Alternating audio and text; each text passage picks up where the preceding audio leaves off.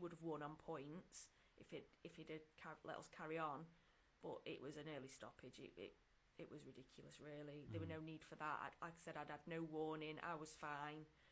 I could have fought on, so it was a bit of a shock, really, when he stopped it. And were you furious? yeah, I was angry. Yeah. Upset in a way as well, because I was a bit like, you've stopped me from being able to show what I can do when there was no need to do it. I was absolutely fine. I could have gone another... I mean, the fight, I think, was only a 4-rounder anyway, but I could have gone on for another 4 rounds probably after that, because I felt fine. Have you learned from that? If that scenario spread itself this weekend, for example, would you know what to do and how to get out of it? Yeah. We have been learning on that, and I've realised, actually, yes, you're probably not supposed to touch the ref, but if I'm in that situation again, I'm barging him out my way and then taking a telling off. I'm not letting it happen again. Yeah, I mean, so you would have got a telling off, and that would have been it. You wouldn't have been disqualified? No, I don't think so. No, okay. Has anything changed with your style in the way you fight since your debut? Have you I think you have changed your style, what I've seen.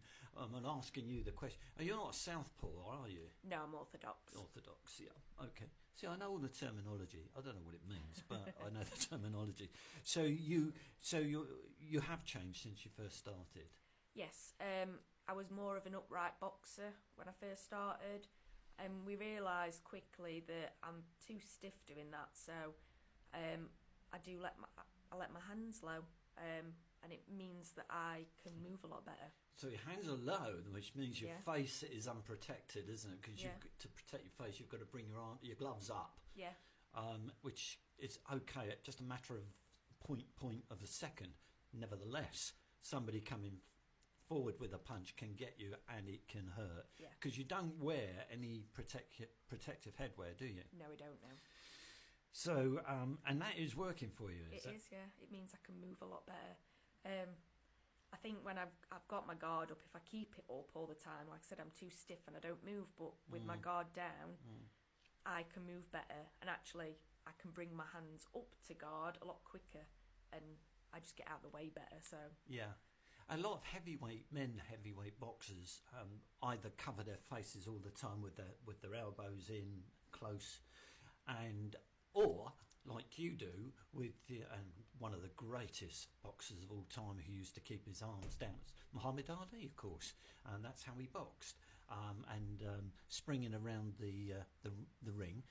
Is that what you do? Does that enable you again to move quicker, to move around quicker, to disorient your opponent? Yeah. Is that how it works? Yeah. Like I say, you can move freely around the ring.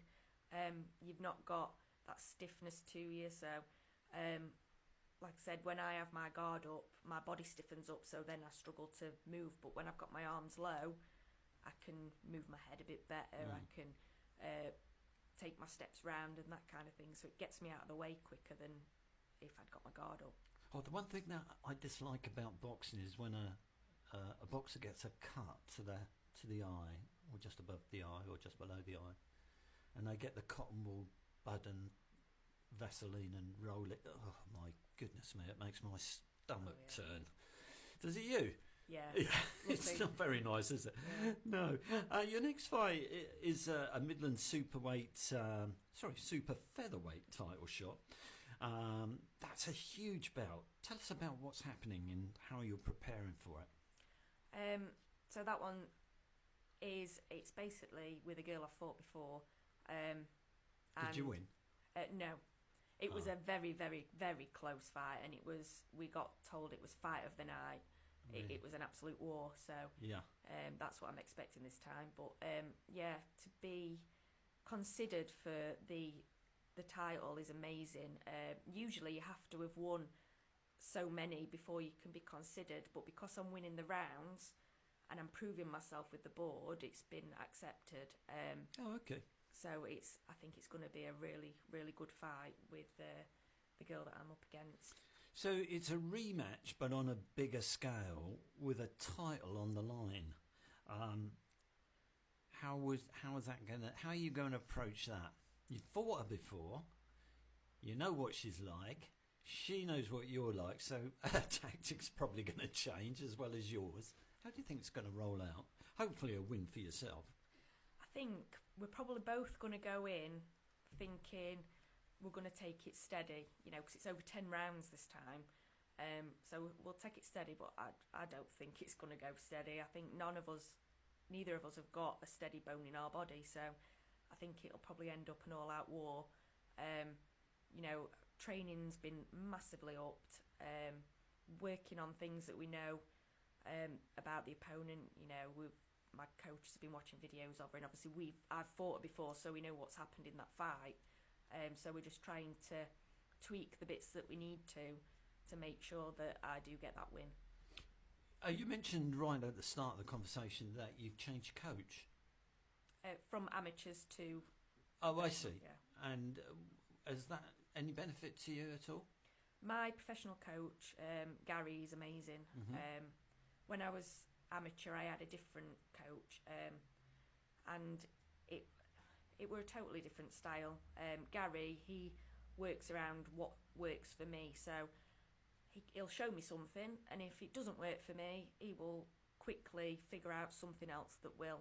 And he always says to me, I don't teach you how we box, I teach you how you box. And like I said, if something doesn't work, he quickly makes sure it does, and it's amazing. And it works for you? Yes, definitely. Early days, it was 3 rounds a belt, wasn't it, that you were fighting in? In the amateurs, yeah. Yes, and now it's what, 6 or 10? It starts at 4. Right. That was my first couple. Yeah. I've been doing 6 rounders. This title fight is a 10-round fight. Yeah. And you've got to pace yourself for that, I guess. Yeah. What is the tactical? I mean, obviously it depends on your opponent. Do you go out all guns blazing? Does your coach tell you to do that, or does he say, Amy, pace yourself? It depends. If it's someone you know that's going to be unfit, you go all out usually, but it's generally a case of take your time to start off with, see what happens. Yeah. See what happens in the first couple of rounds. Yeah. And if they're going all out, you then got to pace yourself and say, well, she ain't going to last 10 rounds at this breakneck speed. The only thing is I've got to keep out of trouble. I've got to keep ducking and doing all the movements and everything else. Okay, we're going to take a short break, and then we'll be right back after this. We are Derbyshire's Heartbeat.